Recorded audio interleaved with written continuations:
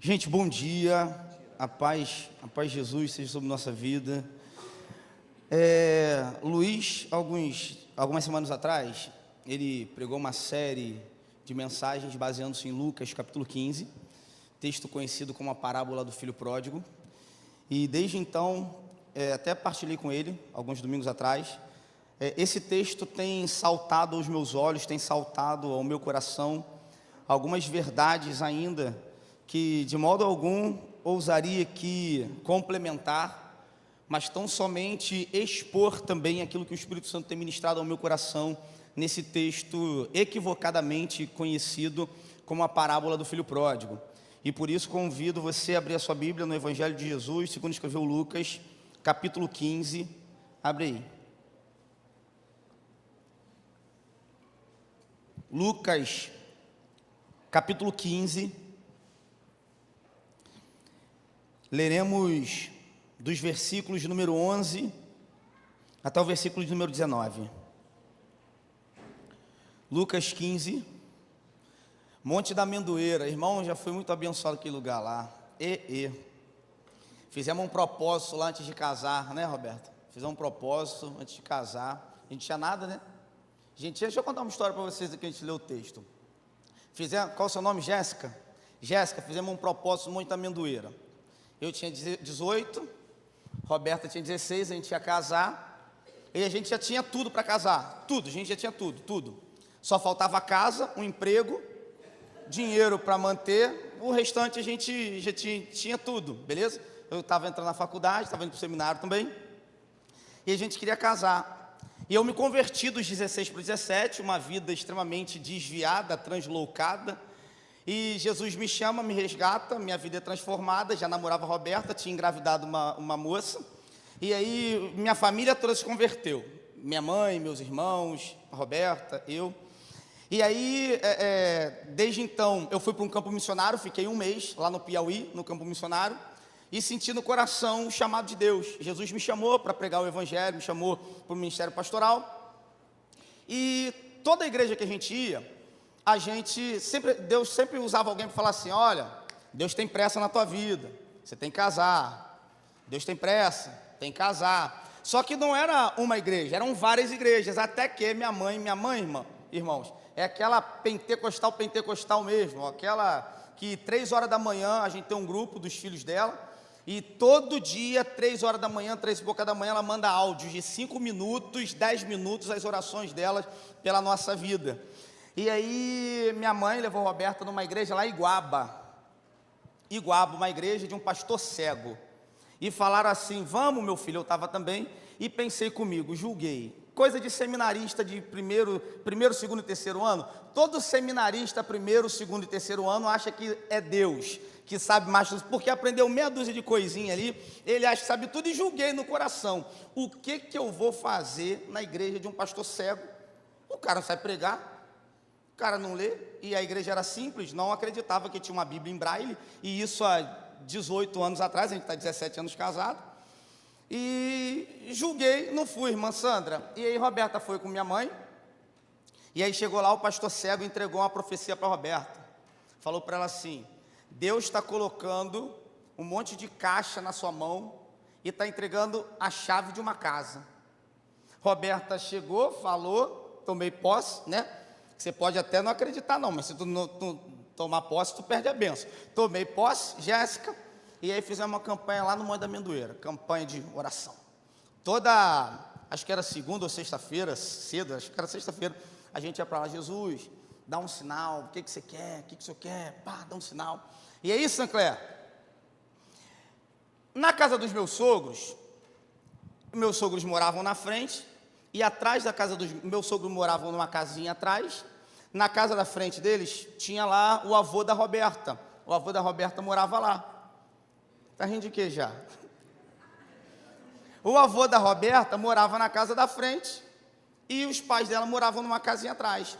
Pensei comigo: vou chamar meu sogro para conversar. Marquinhos, vou chamar meu sogro para conversar, e vou falar assim: Roberto é o nome do meu sogro, Deus quer que a gente case. Que eu jogo a culpa para Deus, ele não é cristão, e pensei ainda comigo, pai nenhum, e eu sou pai de menina, pai nenhum, e você pai de outra menina, pai nenhum, em sã consciência, a Bárbara vai deixar sua filha de 16 anos casar com um cara que era extremamente transviado, não, transviado, translocado, sabe? Você entendeu a palavra, né?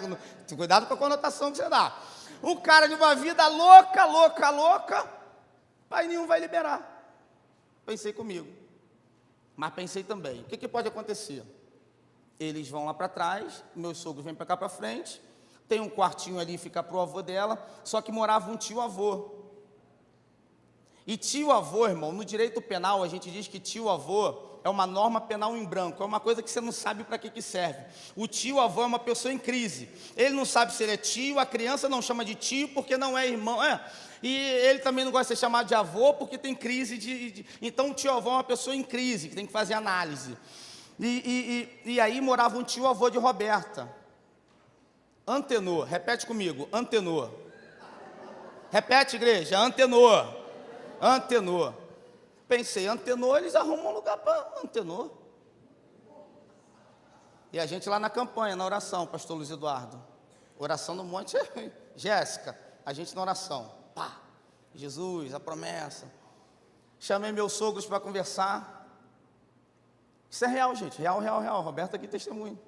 Chamei meus sogros para conversar e falei assim, Roberto, aí sentou meu sogro, minha sogra e o avô. E aí falei, Roberto, Deus quer que a gente case. Deus tem uma obra na nossa vida. E meu sogro virou para mim, Miguel, e falou assim, falou para Roberta, filha, é isso que você quer? Ela falou, pai, é isso. Ele, então a gente vai ajudar. Aí minha sogra, irmão, minha sogra entrou. E aonde que eu vou enfiar Antenor? Assim mesmo que ela perguntou. O velho homem, né? Mas eu já era um homem transformado. Irmão, Deus ouviu. Deus ouviu, pastor Luiz Pires. Deu uma semana, irmão. Antenor caiu com uma tuberculose grave. Não é verdade, Roberto? E a gente no monte orando. Tiago, minha sogra falou assim, filho, vai lá no hospital e faz uma oração para o Antenor. Pensando, vou não, estou vendo Jeová agindo, vou nada. Mas ela insistiu, o coração pesou, aí eu fui. Mas já fui, irmão, aquela oração. Encontrei Antenor no corredor lá no Antônio Pedro, virei para o Antenor e falei assim, Antenor, você quer aceitar Jesus? Aí Antenor chorou, confirmou, chorou porque Deus tocou. Antenor chorou, aceitou Jesus, dei as costas, irmão, isso era um sábado, segunda-feira eu estava no cemitério São Miguel, fazendo o sepultamento de Antenor. Sabe quem fez o sepultamento de Antenor? E fiz aquele sepultamento, Luiz, rapidinho, para não correr o risco do cadáver levantar. E aí, queridos, sabe onde eu moro hoje? Lá na casa que Antenor morou. Às vezes eu até sinto alguma coisa lá, mas aí a gente é crente, a gente repreende logo, e glória a Deus. Santiago estava lá ontem, lá em casa, às vezes até senti um negócio estranho lá, o espírito de Antenor que passa, falando assim, Jéssica, Monte da Amendoeira, 17 anos morando na casa que Antenor morou. Deus faz ou não faz, irmão? Aí às vezes eu viro para minha sogra e falo assim, quando ela me irrita, você matou Antenor. Lucas capítulo 15, versículo 11, quem encontrou dá um glória a Deus aí. Se você quiser uma oração pela tua vida, eu faço também, tá, irmão? No final do culto. Disse mais, certo homem tinha 2 filhos. O mais moço disse ao pai, pai, dá-me a parte dos bens que me cabe por herança. Então o pai repartiu seus bens entre eles. Poucos dias depois, o filho mais moço, juntando todas as suas coisas, partiu para um país distante e lá desperdiçou seus bens vivendo de modo irresponsável. E depois de gastar tudo, houve naquele país uma grande fome, e ele começou a passar necessidade. Então se colocou a serviço de um dos cidadãos do país, e este o mandou para os seus campos para cuidar de porcos. Ele desejava encher o estômago com as alfarrobas que os porcos comiam, mas ninguém lhe dava. Porém, caindo em si, disse: quantos empregados de meu pai têm fartura de comida, e eu estou aqui passando fome.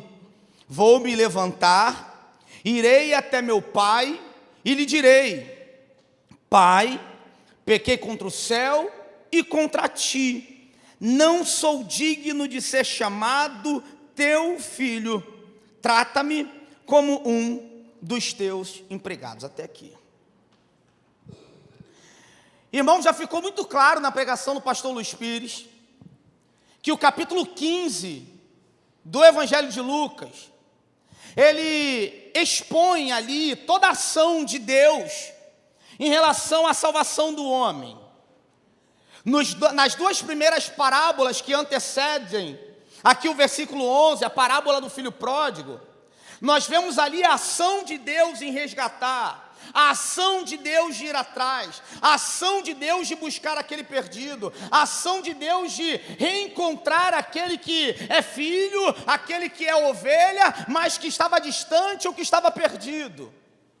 A partir do versículo 11, nós vemos um agir de Deus de forma diferente, porque não é mais o Deus que busca, não é mais o Deus que vai atrás, não é mais o Deus que vai buscar e trazer, não. Agora é o Deus que recebe, é o Deus que fica, que permanece, que está aguardando, e com amor paternal e misericordioso, aguarda a volta daquele filho que estava perdido.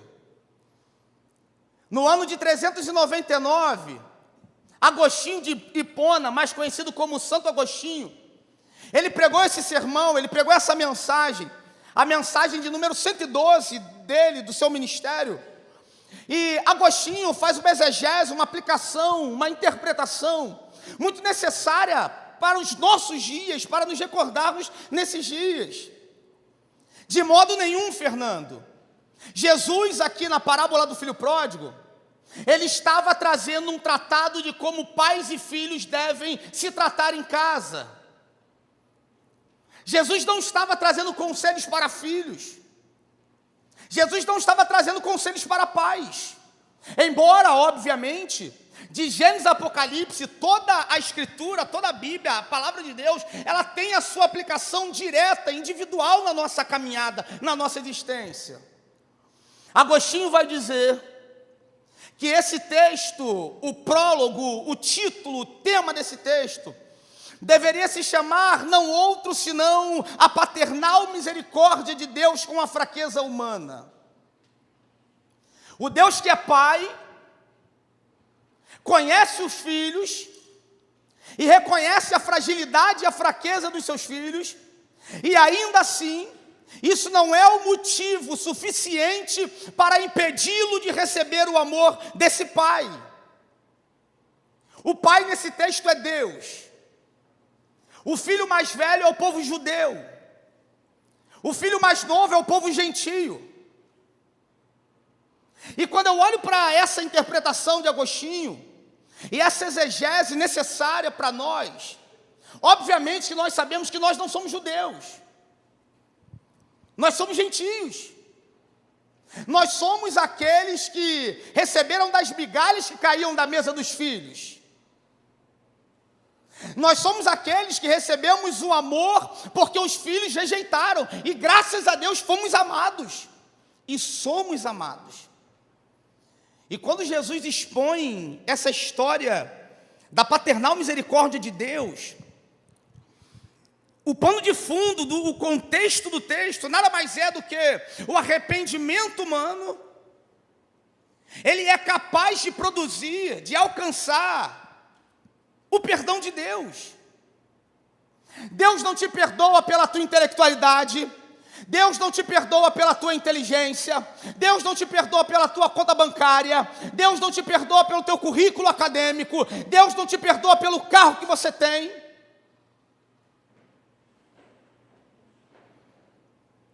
Deus não nos perdoa por absolutamente nada que conseguimos, que compramos, que juntamos ou que temos.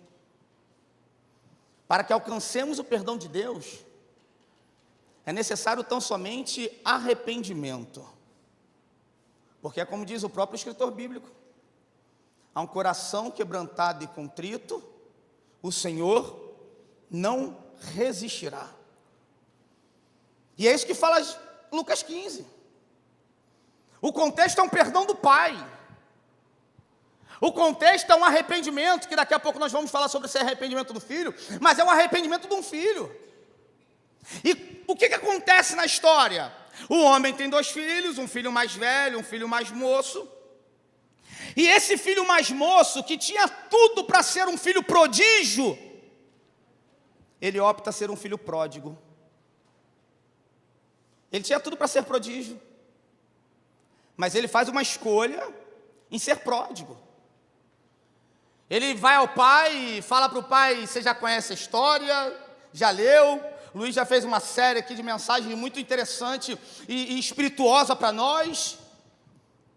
Pai, olha, eu não quero mais viver debaixo do seu teto, eu não quero mais viver debaixo da tua casa, eu não quero mais viver debaixo das tuas ordens, eu quero que me cabe da herança e quero ir embora. Eu quero ser independente. Eu quero viver a minha vida.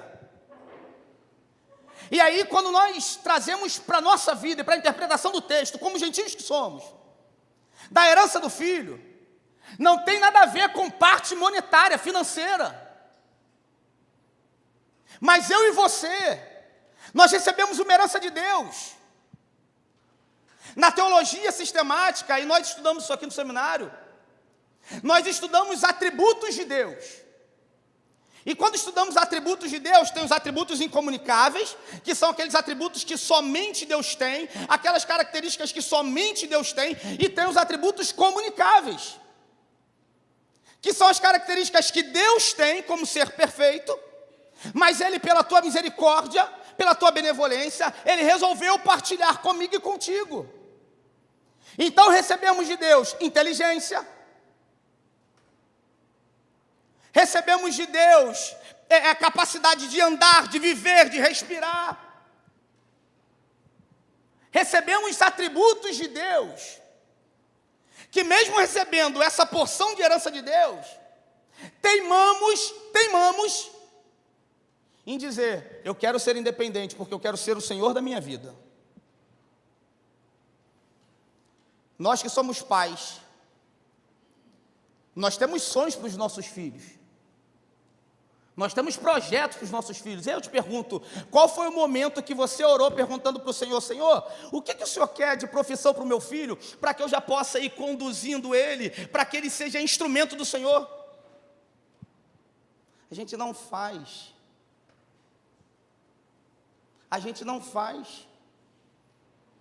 Porque nós somos sistematicamente, Fernando, acostumados. E eu me policio muito isso nessa fala para os meus filhos, nessa reprodução para os meus filhos. Nós somos acostumados a: olha, você tem que ser independente, você tem que ser independente, você tem que ser independente. Só que nós não explicamos isso para as nossas crianças. Nós não explicamos isso para a nossa juventude. Nós não explicamos essa independência para os nossos adolescentes. E aí chega um momento que nós queremos ser independentes, inclusive de Deus. E aí recebemos herança de Deus, recebemos vigor de Deus, recebemos inteligência de Deus, recebemos graça de Deus, misericórdia de Deus, e teimamos em andar distantes do Pai, sendo senhores da nossa própria vida, do nosso próprio destino, fazendo as nossas próprias escolhas. Temos promessas prodigiosas do Senhor sobre a nossa vida, mas escolhemos ser pródigos. Porque há um momento na nossa caminhada em que nós corremos esse risco de: quero andar distante de Deus, eu quero... E aí, gente, a gente não pode se achar que só o fato de você vir para a igreja domingo de manhã, isso te faz um cristão. Não, não faz um cristão. Eu e você não somos um cristão porque estamos na igreja domingo de manhã. Eu e você não somos homens e mulheres de Deus porque estamos aqui domingo de manhã cantando louvores para Deus. Não, não somos, é muito mais. Ser cristão não é uma atitude. Ser cristão não é um momento, é uma vida. É o vivenciar, é o viver, são as atitudes, é o negar-se, é o renunciar, é o pagar o preço, é o carregar a cruz, é entender o sofrimento, é entender que a dor e o sofrimento nos assemelham a Cristo e faz o nome do Senhor se glorificar na nossa vida. E muitas das vezes nós insistimos em ser como o filho pródigo. Queremos andar distantes do Pai. Queremos ser dependentes de nós mesmos. Porque eu tenho os planos para a minha vida, eu tenho os planos para a minha casa, eu tenho os planos para mim, eu tenho os planos, e a pergunta é, em qual momento que você tem dobrado o teu joelho, ou se você não dobra o teu joelho, ou você tem orado, você tem perguntado, você tem dedicado um seu tempo de devocional ali ao Senhor, para perguntar, Senhor, o que tu queres que eu faça? Você não abre essa boca linda que Deus te deu para dizer, minha vida dou a ti, estávamos cantando aqui, minha vida dou a ti, Senhor, tua vida não é dele, tua família não é dele, o teu chamado não é dele, os teus dias não são dele, então por que você não pergunta a ele o que ele quer para a tua vida? Aí eu me lembro de Jeremias capítulo 3, versículo 29, quando Jeremias escreve a carta para os cativeiros na Babilônia, que estão murmurando, povo chato, irmão, povo de Deus é povo chato, a gente é chato para caramba, a gente se esquece com facilidade dos feitos de Deus sobre a nossa vida.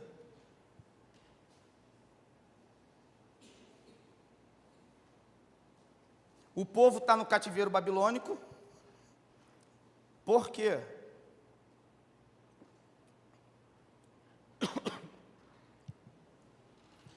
Porque o cativeiro, os babilônicos, eram instrumentos de Deus.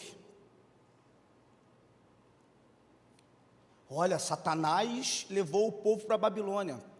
Pensa, entenda. Abacuque, já ouviram falar de Abacuque? Abacuque é um profeta menor do Antigo Testamento, e menor não pela sua importância. Abacuque no capítulo 1. Quando eu olho para Abacuque, parece que Abacuque está vivendo no Brasil de 2023. Parece que Abacuque está vivendo no Brasil de 2023. Abacuque começa a orar e fala para o Senhor, Senhor, o judiciário está corrompido, os juízes estão comprados, o legislativo está perdido, está tudo ruim, até quando clamaremos por justiça e o Senhor não nos atenderá? Não temos esperança, está ruim para a gente. E Abacuque ora, por quê? Porque Abacuque sabia, como eu e você sabemos, que Deus responde a oração dos seus, amém? Sabe qual é a grande questão? Porque na maioria das vezes que nós apresentamos a nossa oração para Deus, nós estamos na expectativa que Deus vai responder aquilo que nós queremos ouvir. Nós ficamos na expectativa de que Deus vai falar aquilo que o nosso coração almeja, deseja. E Abacuque ora, Marcos Paulo. E Deus responde, Elaine. E sabe o que Deus fala para Abacuque? Fica tranquilo. Eu vou agir, Abacuque. Prepara aí que eu vou levantar o exército babilônico, que ele vai destruir vocês. Ele vai arrasar com vocês. Eu vou entregar vocês nas mãos dos inimigos. E aí Abacuque, tenta dar uma barganhada com Deus e vira para Deus e fala assim, mas Senhor, o que eles vão falar do Senhor? O que os inimigos vão falar do Senhor? O que o povo ao redor vai falar do Senhor? Um Deus que nos deu tanto livramento, tanta vitória, agora vai nos entregar na mão dos inimigos. E agora Deus vira para Abacuque e fala assim, Abacuque, não tem problema não pela minha parte, tá? Deus fala, Abacuque, não tem problema não, sabe por quê? Porque o justo viverá pela fé. E aí Abacuque termina o capítulo 3 do seu livro dizendo aqueles versículos que nós tanto conhecemos, quando ele vai declarar pela fé: ainda que a figueira não floresça, ainda que não haja mantimento, que o produto da oliveira minta, que não haja gado, que não haja bois nos currais, todavia eu me alegrarei no Deus da minha salvação e nele eu exultarei. E o povo de Israel, o povo hebreu, em Jeremias 29, está no cativeiro. E eles estão no cativeiro, tristes, chateados, chorosos, mocorongos, desanimados, sem esperança. E agora Deus chama Jeremias e fala assim: Jeremias, escreve um WhatsApp aí para essa galera que eles estão precisando receber. E aí Jeremias começa dizendo, Deus dizendo: ei, por que vocês estão assim? Vocês estão tristes assim? Plantem, casem, tenham família, tenham filhos, arem a terra, porque essa terra que vocês estão é minha também. Às vezes nós estamos olhando para as circunstâncias, para as adversidades, nós nos esquecemos que das circunstâncias e das adversidades, Deus também é o Senhor. Do tempo bom Ele é o Senhor, do tempo ruim Ele é o Senhor, do tempo de fartura Ele é o Senhor, do tempo de escassez Ele é o Senhor, da porta aberta Ele é o Senhor, da porta fechada Ele é o Senhor, do tempo de glória Ele é o Senhor, do tempo de derrota Ele é o Senhor, do tempo de alegria Ele é o Senhor, do tempo de choro é o Senhor. E tempo de choro não é tempo de choro, tempo de choro é tempo de semeadura. É isso que diz o Salmo 126, aquele que semeia com lágrima voltará colhendo com alegria. E esse filho faz essa decisão. Tem tudo para ser prodigioso, mas ele decide, mas ele escolhe ser pródigo. Ele escolhe andar distante do pai, ele escolhe dar as costas para o pai, ele escolhe andar distante da vontade do pai, como nós muitas das vezes fazemos, nesse afã, nessa busca de sermos independentes, nessa busca de nós mandamos em nós fazemos aquilo que queremos, nós fazemos do jeito que queremos, quando na verdade nos esquecemos que nós estamos dentro de um grande projeto e propósito de Deus. Diz uma história que certa feita, há muitos anos atrás, um empresário rico foi comprar um carro, assim que lançaram um carro na Inglaterra, acho que era Inglaterra, ele comprou um Ford, assim que lançaram o Ford. E aí, ele saiu da loja lá e tal, andou um pouco, o carro morreu, o carro enguiçou. E aí vinha vindo um senhor e perguntou para ele: Felipe, o que aconteceu no seu carro? E ele disse: olha, não sei o que aconteceu e tal. E o senhor falou para ele: posso ver? Tem um livro chamado Outliers, e ele traz essa história, essa biografia. E ele falou assim: posso ver? E aquele homem rico não entendeu nada, mas deixou ele ver. O cara foi, entrou no carro, mexeu lá rapidinho, o carro ligou e voltou a funcionar. E aí perguntaram para ele, o senhor perguntou para ele: qual o teu nome? Ele respondeu: Henry Ford. Fui eu que criei esse carro, eu que desenhei esse carro, eu que projetei esse carro. Se você é uma pessoa inteligente, você precisa se lembrar de que a melhor decisão a fazer é andar junto do propósito daquele que nos criou. Porque é Ele que sabe onde nós chegaremos. É Ele quem sabe os caminhos que passaremos. E não existe decisão melhor para nós do que dizermos para Ele: Senhor, eu prefiro andar nos seus caminhos do que nos meus caminhos. Porque como diz em Jeremias, capítulo 3, versículo 29, quando vai dizer assim, Lamentações 3, 29, eu bem sei os pensamentos, Jeremias 29, 11, eu bem sei os pensamentos que tenho a vosso respeito, pensamentos de paz e não de mal, para vos dar o fim que desejais. Às vezes nós, na nossa independência, sonhamos coisas tão grandes, mas a pergunta é: o que é tão grande diante da grandeza do Senhor?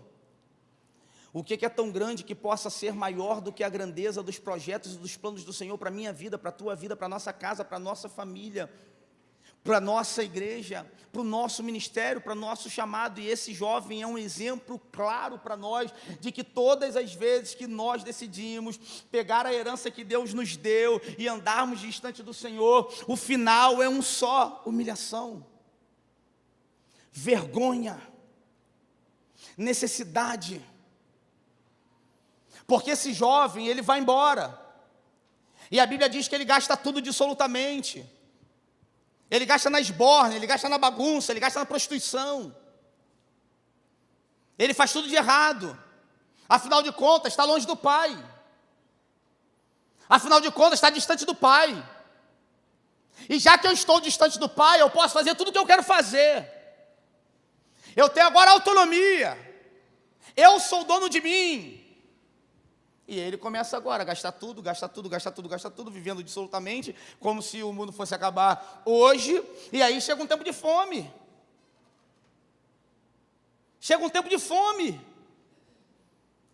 E ele perde tudo. E agora, quando ele perde tudo, o orgulho fala mais forte do que ele. Imbuído, cheio de orgulho, ao invés de retornar para casa, ele vai dar o jeito dele. Já gastei tudo, estou aqui, vou dar meu jeito. E ele vai trabalhar cuidando de porcos. Cuidar de porcos naquela época era uma das profissões mais humilhantes que tinha.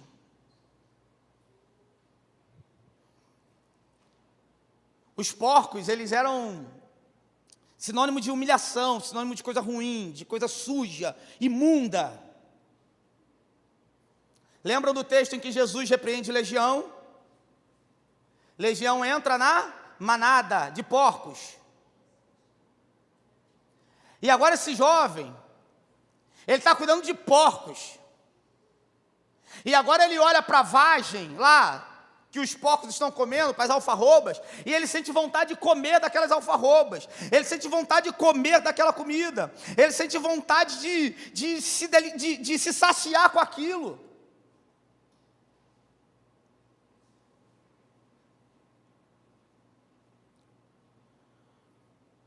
Todas as vezes que nós estamos distantes do Senhor, entra um outro personagem na história. E esse personagem é um adversário de Deus, chamado de Satanás, chamado de diabo, queira você chamar como quiser. Mas Satanás é real.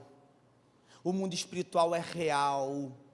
O inimigo é real. E tal como Deus tem um plano para a tua vida, o inimigo tem um plano de destruir o plano de Deus para a tua vida. Com 16 anos, eu fiz cabeça no santo e fechei corpo no santo.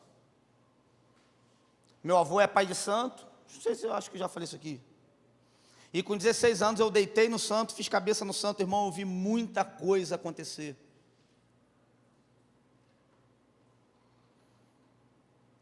Eu vi muita entidade fazer que ia fazer coisa e ia acontecer. Porque o mundo espiritual é real. Enquanto nós brincamos de ser crentes, o mundo espiritual não brinca de nos desvirtuar do propósito de Deus, do caminho de Deus, do projeto de Deus, da vontade de Deus. E o projeto de Deus para a nossa vida não tem nada a ver com você conquistar coisas, tem a ver com o nome do Senhor ser glorificado na tua vida. E o que o diabo tem preparado para aqueles que andam distante do Pai é humilhação. É vergonha. São alfarrobas que alimentam, mas não saciam. E agora esse jovem, esse rapaz, ele olha para aquela situação, ele quer comer daquela comida, e ele diz a Bíblia, verso 17, ele porém caindo em si. Esse ponto para mim é um ponto que faz toda a diferença nesse texto. O Novo Testamento foi escrito em grego, sabemos disso. E a tradução mais adequada para esse caindo em si entrando em si.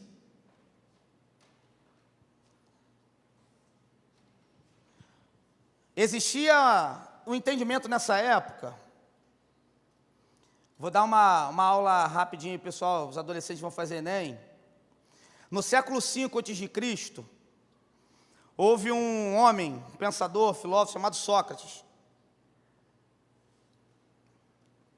Aquele que jogou no Corinthians, não estou brincando. Sócrates. Todo mundo aqui, obrigado, irmão, traz Coca-Cola. Não, estou brincando. Todo mundo aqui já ouviu falar de Sócrates. Se não ouviu falar de Sócrates, conhece a frase mais famosa de Sócrates, que é: só sei que nada sei.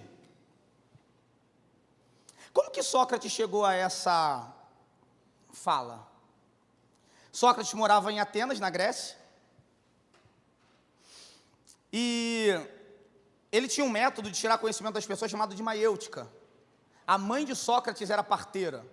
Ela trazia luz, e Sócrates, o nome daquilo era maiêutica, e Sócrates, olhando a profissão da sua mãe, ele entendeu: eu sou aquele que traz luz, traz à luz as pessoas, inteligência, entendimento, clareza, verdade, as coisas que são como são.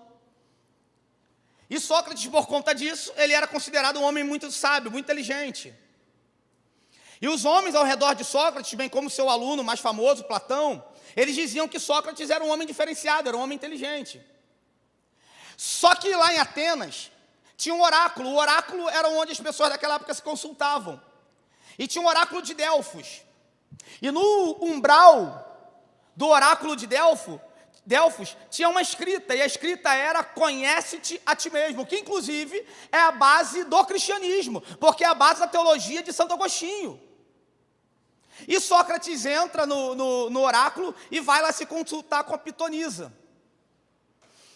E a pitonisa pergunta para ele: Sócrates, o que você sabe? E aí ele diz: o que eu sei é que eu reconheço a minha ignorância e eu nada sei. E aí a pitonisa fala para ele: Sócrates é o homem mais sábio de toda a Grécia, porque ele reconhece a tua ignorância e ele busca o conhecimento da verdade. E essa ideia do conhece-te a ti mesmo, que depois, como eu acabei de dizer, é a base da teologia de Agostinho, e há uma influência, obviamente, nos escritos.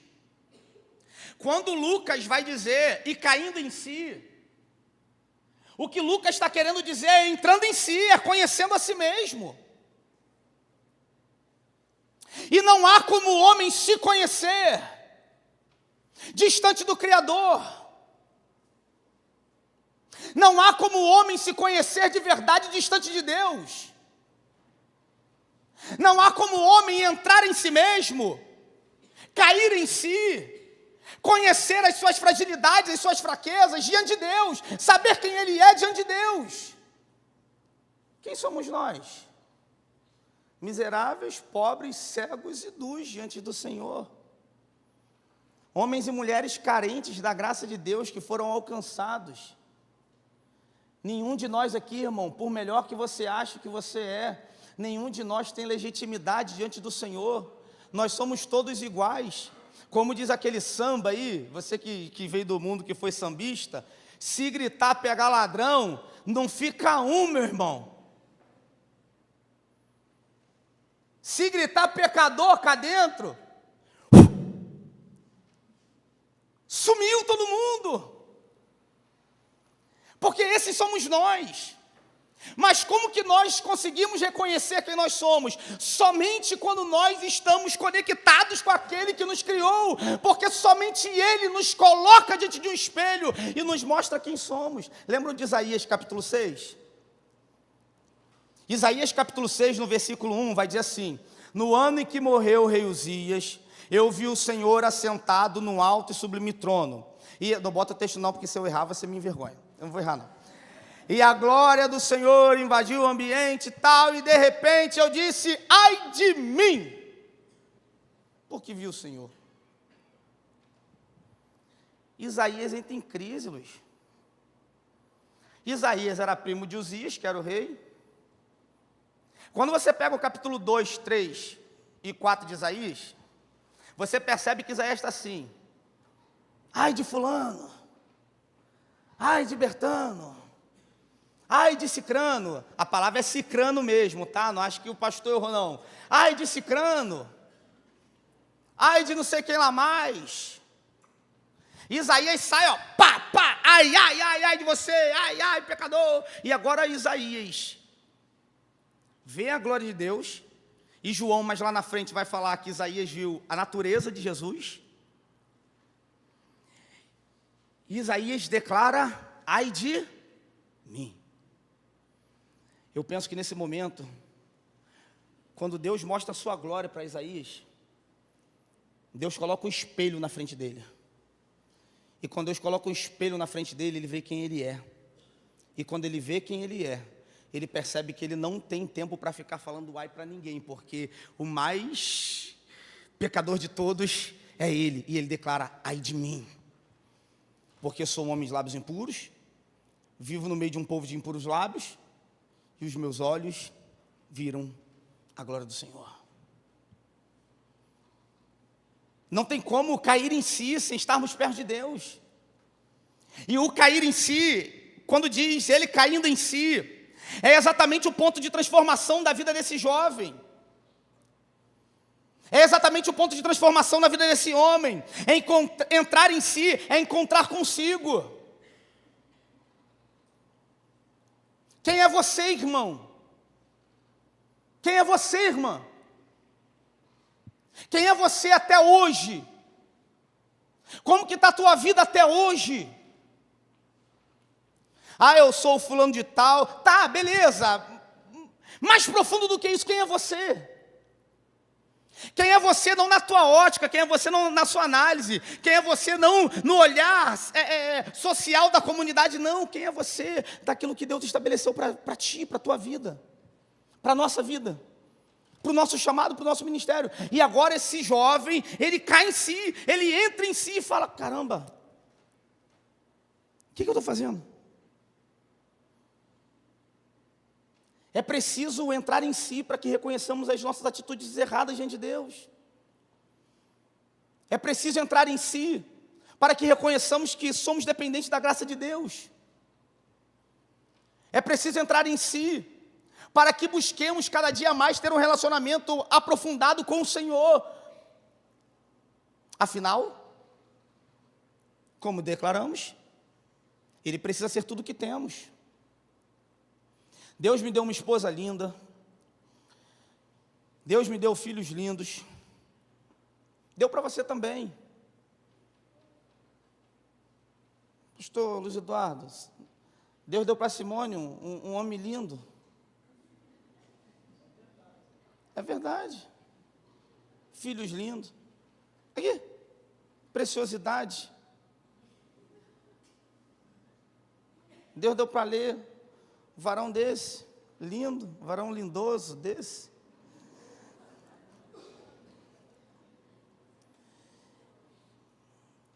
E às vezes, Luiz, eu preciso confessar um pecado diante da igreja, irmãos. Eu preciso que vocês me perdoem. Eu acho que eu amo mais a minha família do que a Deus, gente. É um pecado que eu estou confessando para vocês. Estou confessando mesmo, abrindo o coração para vocês. Eu amo mais a minha mulher do que a Deus. Eu amo mais os meus filhos do que a Deus.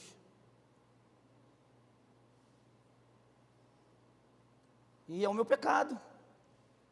Porque se eu amo mais a minha mulher do que a Deus, ela se tornou para mim um ídolo. Porque um ídolo é aquilo que se torna mais amado do que aquele que proporcionou aquilo para você. Chesterton dizia isso. Um ídolo nada mais é do que você amar um objeto, amar algo, amar alguma coisa mais do que aquele que te deu aquilo que para você amar. E quando eu viajo para longe, fico doido, dá 5 dias. Já contei para vocês do meu Rivotril, voltando lá dos Estados Unidos, as 20 gotas de Rivotril que eu tomei por causa do furacão. Fico longe, fico doido. Não existe nada mais prazeroso para mim do que chegar na minha casa e ver lá Roberta, que atualmente está 2 Robertas, e é tão gostosinho abraçá-la assim, eu estou abraçando 2 Robertas. Roberta, meus filhos, não tem nada melhor, é tudo que eu tenho. E eu sinto falta se eu fico longe deles. E porque passam 4 dias, 5 dias, 1 semana às vezes, e nós temos uma dificuldade danada de ter um relacionamento com Deus.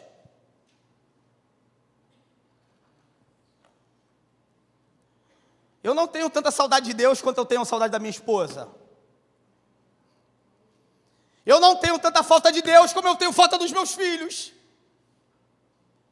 E eu preciso dizer para vocês, me ajudem em oração, porque eles então são os meus ídolos. E talvez sejam os seus também. E talvez seja exatamente essa nossa necessidade. Precisamos cair em si. E entender que serei ainda melhor esposo, se eu amar o Senhor mais do que qualquer pessoa, mais do que todo mundo. Serás ainda a melhor esposa, se amar o Senhor mais do que ama o teu marido. Serás ainda o melhor pai, se amar mais o Senhor do que os seus filhos. É o meu desafio. Eu preciso todo o tempo cair em si, cair em mim, entrar em mim, conhecer a mim mesmo em Deus e me recordar, Senhor, eu tenho que te amar com toda a minha força, com todo o meu entendimento, com todo o meu vigor, com toda a minha disposição, com toda a minha alegria, porque verdadeiramente o Senhor é tudo que eu tenho, porque se eu tenho alguma coisa, o Senhor que me deu. O menino cai em si, e esse é o ponto de transformação. Não há transformação sem olharmos para dentro. Não há transformação sem olharmos para o interior. Não há transformação sem olhar para os nossos passos. E aí, já que estou falando de filho, eu muitas das vezes fico me pensando como nós somos filhos adotivos, amém, irmãos? Nós somos filhos adotivos, aleluia, né? Aleluia. Então, quando a gente chegou na casa, a casa já tinha regras. A casa já tinha normas. O pai já tem as suas normas, regras estabelecidas na casa. E o que a gente vê hoje é um bando de filho rebelde querendo dizer o que faz na casa. Querendo dizer como que se comporta na casa. Querendo dizer como que é o seu comportamento, irmão. Quando nós chegamos, o Senhor já tinha regras estabelecidas.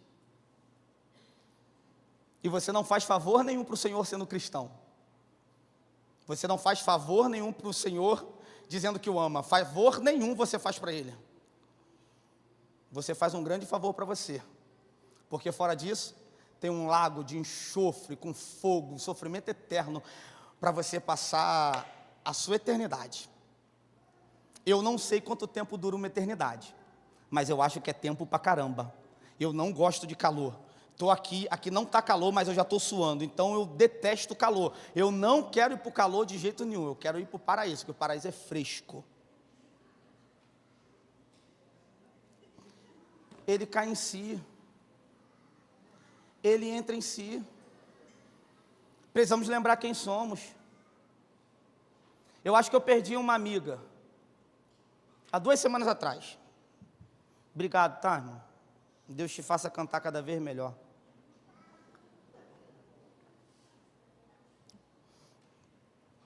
Eu participo de um projeto chamado Projeto Radical. Projeto que eu gosto pra caramba de participar. Tem gente que fala mal, mas tem gente que fala mal até de si, não posso fazer nada, cada um tem sua opinião e vida que segue. Eu gosto e glória a Deus. Quem não gosta, fica quieto. E daí, há umas 3 semanas atrás, eu e Érica estávamos lá no projeto, e o que eu faço lá, e esse projeto era de adolescente, e eu estava dirigindo, responsável por um grupo de aproximadamente uns 25 adolescentes. Um dia inteiro andando comigo, um dia inteiro, de 8 da manhã até 8 da noite, comigo, numa trilha. Um dia inteiro. E eu conversando, confrontando, batendo, dando supapo não físico, tá, querido? Mas aquele moral, adolescente sabe como é que é, né, querido? É difícil. E adolescentes de 12 a 17 anos. De 9, na verdade, tinha uma criança de 9 anos. E aí na caminhada, de tarde eu conheci uma menina. Menininha de 11 anos. Sem um dentinho, muito acanhada, sorriso fechado porque não tem um dente, perdeu, caiu. Filha de uma mãe que abandonou para viver na Cracolândia, está numa Cracolândia no Rio, abandonou, disse que não quer mais saber das meninas, já tem uns 2 anos. O pai foi preso por conta de roubo de crack também, e não se tem conhecimento. E a gente andando e tal. E em um determinado momento, ela virou para mim e falou assim, eu não estava de pastor, eu não era pastor, eu estava de camiseta, com tatuagem de fora, eu estava com boné. E ela virou para mim e falou assim, você quer ser meu pai? Eu queria tanto que você fosse meu pai. Ah, gente, aquilo me arrebentou. Vocês sabem que eu curto essa parada de filho. Eu botei o óculos de volta, porque as lágrimas caíram, e eu já conhecia a história dela. Só que eu não podia, naquela hora, dizer para ela, quero! Eu virei para ela, dei as costas. Érica sabe, e chorava. Roberta sabe, irmãos, eu chorei muito, meu domingo foi só chorando. E no domingo eu estive com ela de manhã. E eu dei um abraço nela, falei para ela, a partir de agora eu sou seu pai. Você não precisa de um pai? Eu sou seu pai. Ela ficou feliz e tal, não sei o quê. Ela foi embora, foi para casa. E aí, no domingo mesmo, comecei a fazer contato. Eu precisava achar aquela menina, eu precisava saber onde que ela era, onde que ela morava e tal. E aí comecei a fazer contato, e fiz contato, e descobri onde ela morava, descobrimos onde era a casa dela, quem criava, uma irmã de 17 anos, que fez 18 anos agora, que também tem um filho, uma casa precária, uma situação precária, a irmã toma conta dela. E aí peguei a Roberta, peguei as crianças, segunda-feira fomos lá para o lote 15, 8 horas da noite. Nem sabia onde era esse negócio. Lá de onde a irmã Suzy vem. Deus prosperou, né, irmã? Tem vaca magra, mas tem vaca gorda, né? Aleluia. Também? Glória a Deus, né? Hoje estão no Vale Feliz. Saíram do lote 15 e foram para o Vale Feliz. E aí, fomos parar lá. Chegamos na casa, tive uma surpresa. Tinha também uma menina de 13. Levamos compra, fizemos compra e tal. E a de 13, quando viu a gente, abriu um sorriso. E aí, como que você faz pela de 11 e não faz pela de 13? Como que eu viro o pai da de 11 e não viro o pai da de 13? Virei pai das duas. E aí partilhei a história no Instagram, sem dar detalhes, né? E é impressionante o comportamento do povo da igreja, irmão. Eu estou com um negócio com esse povo da igreja. Vocês estão por aqui, ó.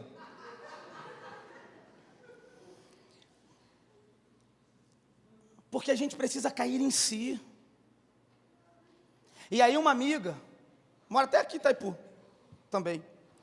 Ela virou para mim, eu contei, né, partilhei, e falei, gente, eu vou ajudar, vou fazer o que for, e ganhei uma filha.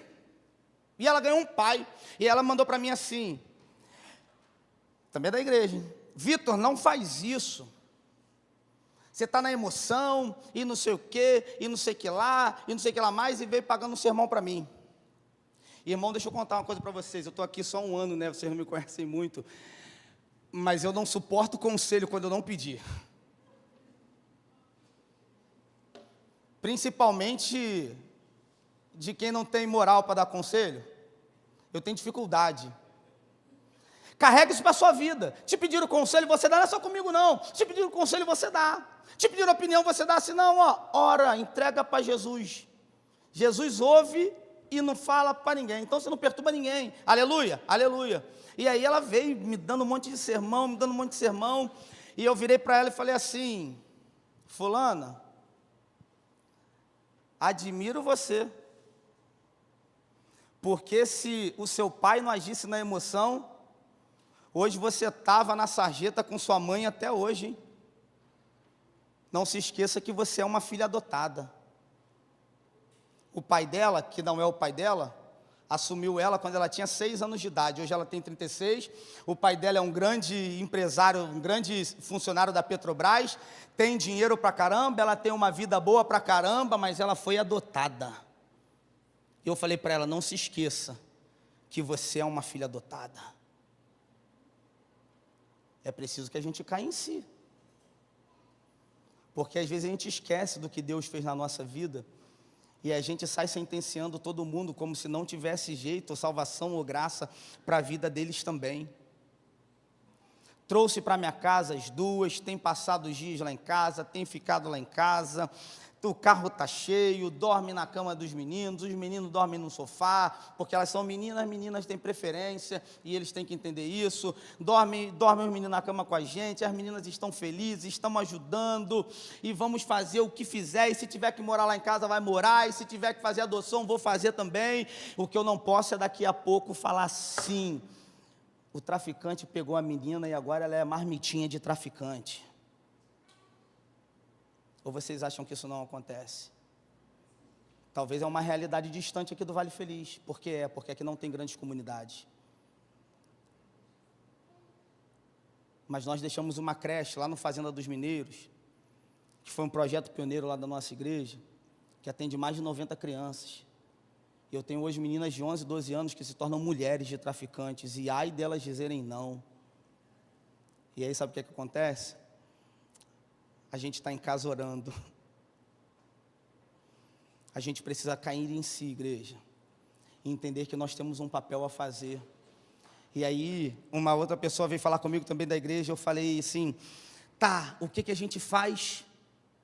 Eu fico assistindo, eu fico vendo, eu fico orando e não faço nada? Ah, minha irmã, fica tranquila. Qualquer coisa, eu boto feijão no liquidificador e bato. A gente deixa de comer feijão com caroço, a gente passa a comer caldo de feijão. Não tem problema não. Mas eu preciso me recordar da fala do apóstolo Paulo. Porque eu me gastarei e me deixarei gastar por amor das vossas almas. Cair em si foi o ponto de transformação na vida desse jovem. E aí, caminhando para o encerramento, Marcelo, assume teu lugar ali, por favor. E aí, no versículo 18, eu estou caminhando para o encerramento. Vocês me dão mais 5 minutos, irmão? 5 minutinhos? Quem me dá mais 5 minutos aí, levanta a mão. Só para eu contar, segura aí. Segura aí. 5, 10, 15, tá beleza, obrigado. Tem mais 1 hora aqui, estou tranquilo, estou em paz. E aí, o menino se levanta, cai em si, agora ele fala, vou me levantar e vou para a casa do meu pai e vou falar, pai, pequei contra ti, pequei contra o céu, já não sou digno de ser chamado teu filho. Na célula de adolescência, sexta-feira, nós pensamos um pouco sobre isso. Edilson, eu tenho uma certa dúvida sobre a sinceridade do arrependimento desse jovem. Eu não vejo nesse jovem aquele arrependimento de, estou arrependido, não, eu não vejo. Eu vejo que ele está numa situação de humilhação, eu vejo que ele está numa situação de vergonha, e agora ele se lembra, até na casa dos meus pais, até na casa do meu pai, eu tenho coisa melhor. Ele trama, ele pensa, ele maquina, ele projeta. Eu vou voltar e vou falar isso, pai, pequei contra o céu, pequei contra ti. E aí ele anda mais um pouco o caminho que era distante, e ele se lembrava, eu vou falar, pai, pequei contra o céu, pequei contra ti. Eu não vejo um arrependimento sincero nele. E na teologia, quando nós falamos de arrependimento, nós entendemos arrependimento de 2 formas. O arrependimento por atrição e o arrependimento por contrição.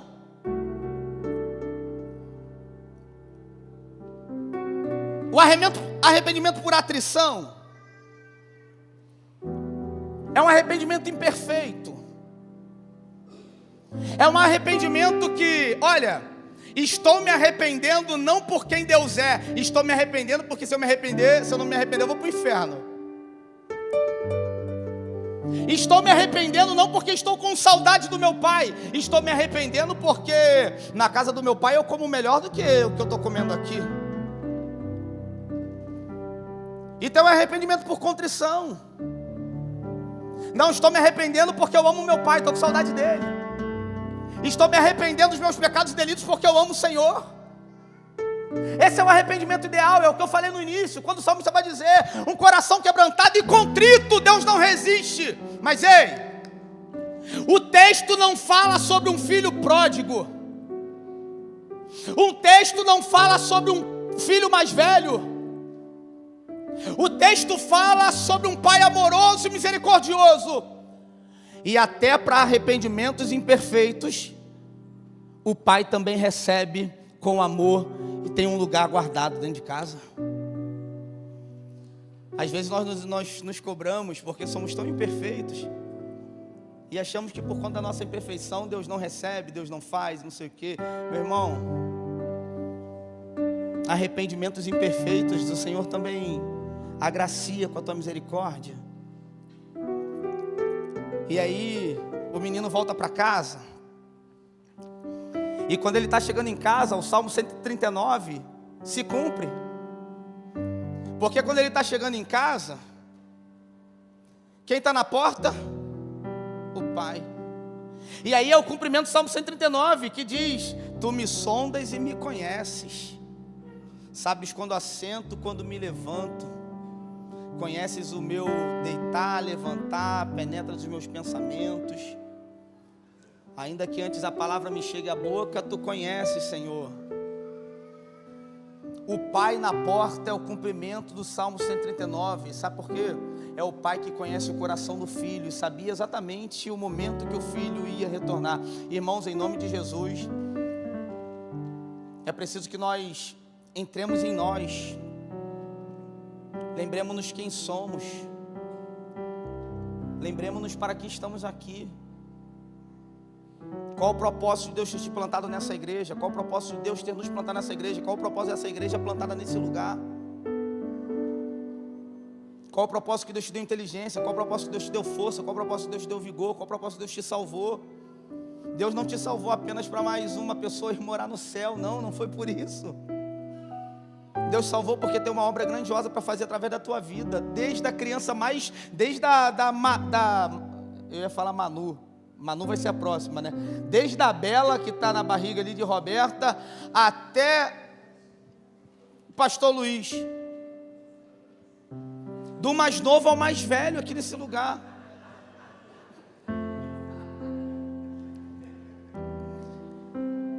Deus tem um propósito para se cumprir a nossa vida. Eu queria chamar... Vocês sabem que eu tenho um contrato, né? Quando eu prego, o Roberto tem que cantar. É o contrato Malu Mader e aquele rapaz. Enquanto eu preparava esse sermão esses dias, essa palavra que tem reverberado no meu coração. E as meninas, falei das meninas, né, não estão aqui com a gente hoje, vieram semana passada, porque elas ficaram 2 semanas direto lá em casa, 2 finais de semana direto lá em casa. E eu falei para elas: olha, esse final de semana vocês vão ficar com a irmã de vocês, porque ela também ama vocês.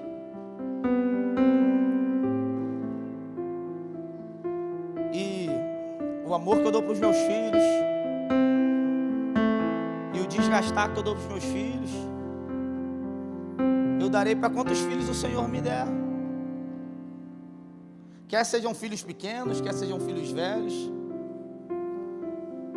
E glória a Deus que eu tenho uma esposa doida, que vai junto comigo na onda. O pessoal pergunta assim: e Roberta, o que falou? Roberta dá glória a Deus, aleluia. E a gente vai seguindo, vai junto. Sabe por quê, irmãos? Luiz fala muito isso, e eu acho que isso é muito importante a gente se lembrar, principalmente você que não nasceu na igreja, e você que se converteu no meio do caminho. Eu acho que tem horas, Edilson, que é legal a gente dar uma olhada no retrovisor e ver de onde que a gente saiu, e ver de onde fomos resgatados. Você não imaginava que você teria tudo que você tem hoje, e tudo não tem a ver com coisas, tudo tem a ver com vidas. Eu não imaginava tudo, não imaginava, irmão. Irmão, já falei isso aqui. Se Luiz botasse uma faixa ali na frente e falasse: dia 22, o pastor Vitor vai pregar aqui na igreja, nem eu vinha, pô, de tão ruim que eu sei que eu sou. Mas a gente vê como Deus transforma a nossa vida, como Deus usa a nossa vida, como Deus quer usar a tua vida, como Deus quer usar a tua casa, como Deus quer usar os teus dons e talentos, irmãos. E aí chega uma hora que nós precisamos cair em si. E o meu desafio para você hoje é esse. Precisamos entrar em si, lembrar quem somos. E nós não somos nada distante do nosso Criador.